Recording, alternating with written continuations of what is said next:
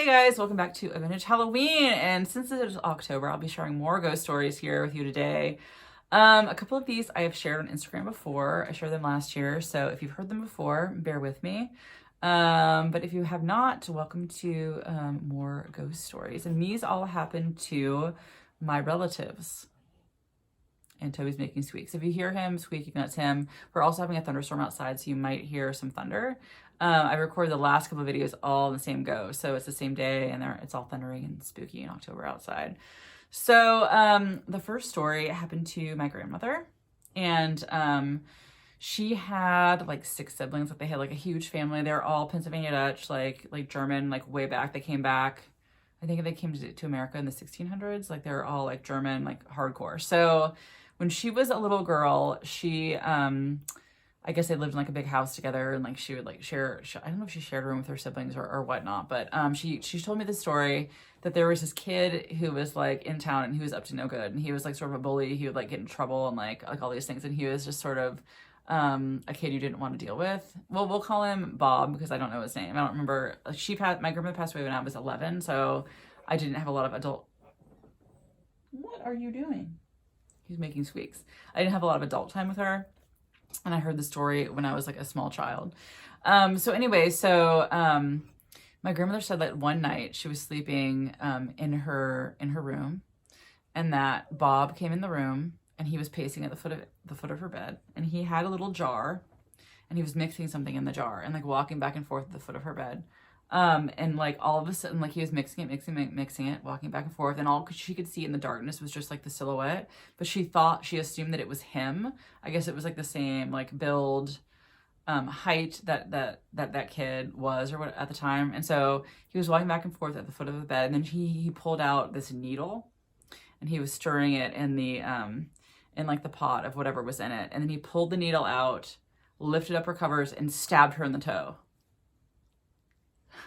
She got stabbed in the toe. He ran out down the stairs to the house, and she like screamed, and her parents ran. I'm like, what's wrong? She's like, I swear to God that like Bob just came in, that kid, and he stabbed me with a needle in my toe. And like the thing is, her parents didn't see anyone come down the stairs. They didn't see anyone run through the house. Like they would have been like, it would have been impossible to miss him leave the house. So they don't know if she had a nightmare, if it was like some sort of ghost. But it was like a very creepy story. I remember like hearing that as a kid, being like, ooh, like that's so scary. Like someone breaks into your room and like stabs you or something. Anyway, we don't know if it was a ghost or whatnot, but that was just a very, very creepy story from my grandmother.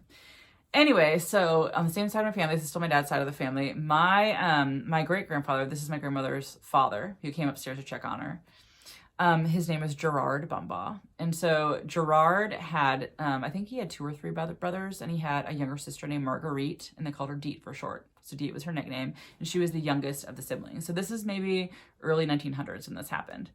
And so, I guess like one day, like they're all out playing, and Deet noticed that when she looked up at the attic window, she saw a little girl in the attic window, and there were like no other girls. Like there weren't girls staying with them. It wasn't a neighbor kid. She'd never seen this girl before. She didn't know where she came from. Toby's making squeaks. Oh, he's snoring.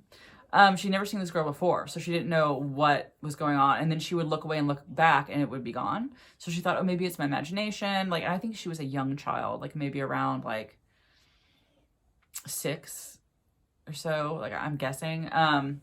Anyway, so this happened for like weeks and weeks. Like she would look up and see this girl and then look away and it would disappear, and she was like, what the hell? Like it's not my imagination. I'm seeing this all the time. Like this is so creepy. And then one day she looked up at the window and the girl went like this. It creeps me out so much. And so Dee was like, what the hell? Like, that is creepy. So she ran and decided she was going to tell her mother the whole entire thing. She's like, I went outside. Every time I'm outside, I look up at the attic window and I see this girl. And today she went like this to me. Who is this? Like, is there someone there? Is there like a neighbor up there? Like, what is going on? And her mother like turned ashen white. And she was like, there's something I've never told you. Before you were born, we had another daughter. And she's a couple years older than you. And she got very ill and she died. And what you're describing is exactly how she looked in real life.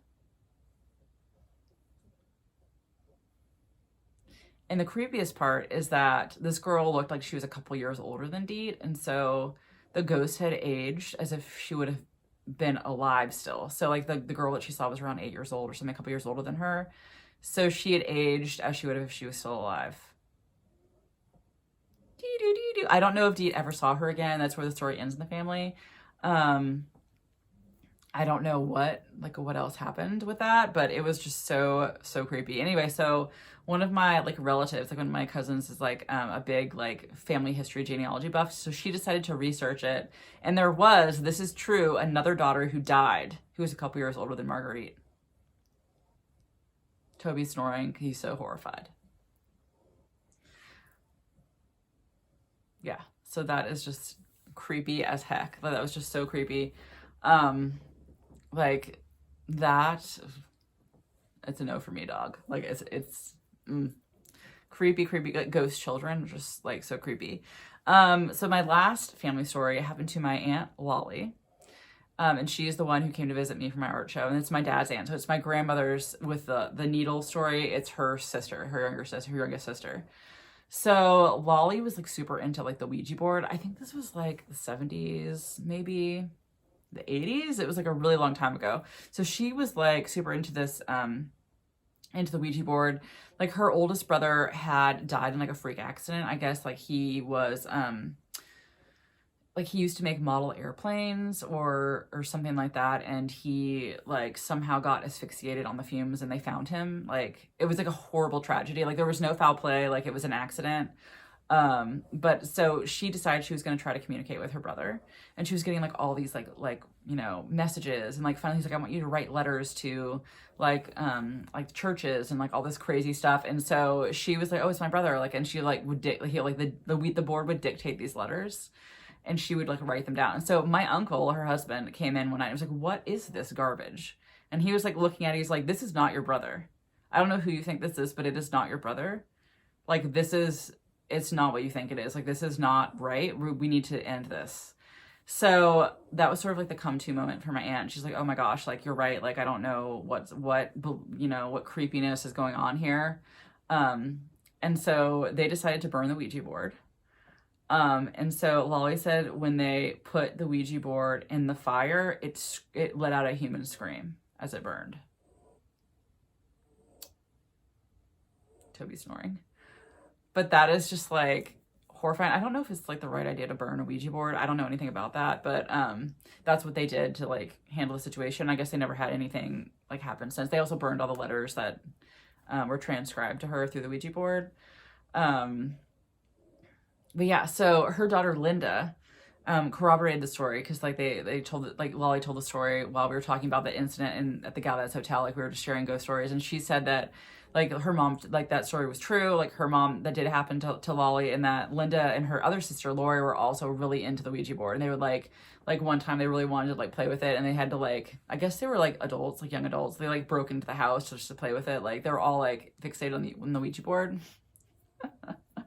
So after that, like no Ouija boards. I do not trust Ouija boards, mainly because of that story, but also because they've always worked for me, like as a kid. And like I lived in a haunted house growing up, as you know, if you see my other stories. And being someone who has abilities, I don't want to, some crazy hair. I don't want to like attract any weirdness. So I don't mess with them. But I thought that was so creepy. Like it let out a human scream as it burned.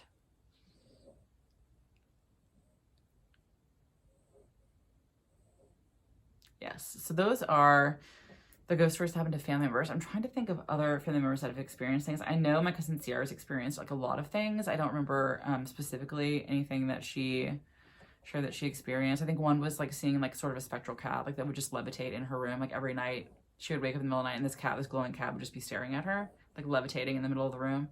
That was one she did share. I don't know the details of that one. Let's see. I'm trying to think of other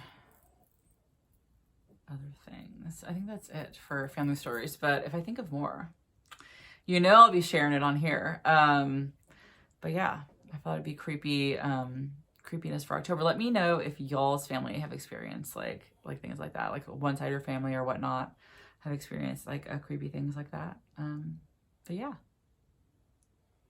Sleep tight. Sweet dreams after those stories. Toby is asleep. He's snoring. But anyway, thanks for joining me, guys. I will see you next time.